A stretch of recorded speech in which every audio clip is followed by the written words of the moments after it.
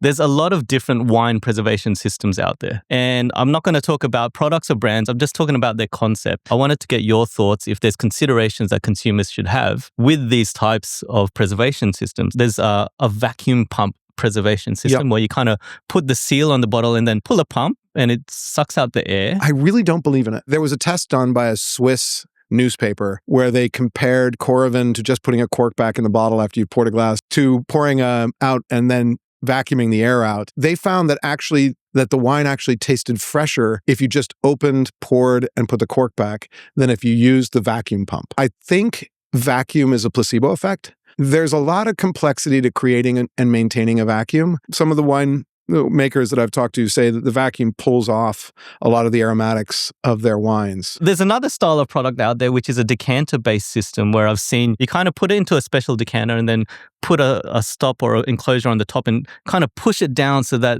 the enclosure is just on top of the wine. And theoretically, there's no oxygen there. Yeah. I thought this was the greatest idea. And so I bought a few, and then ran tests on it. I love this idea, but it oxidized just like a bottle that had been opened, poured, and closed. There's one more I've seen. You have an argon gas can and you just put a tube in there and then spray it and then quickly close it back with the cork or the screw top as quickly as you can. Yeah, works pretty well. Of the systems that are out there, that's probably the second best outside of Coravin. It'll keep a wine going for a couple of days, for sure.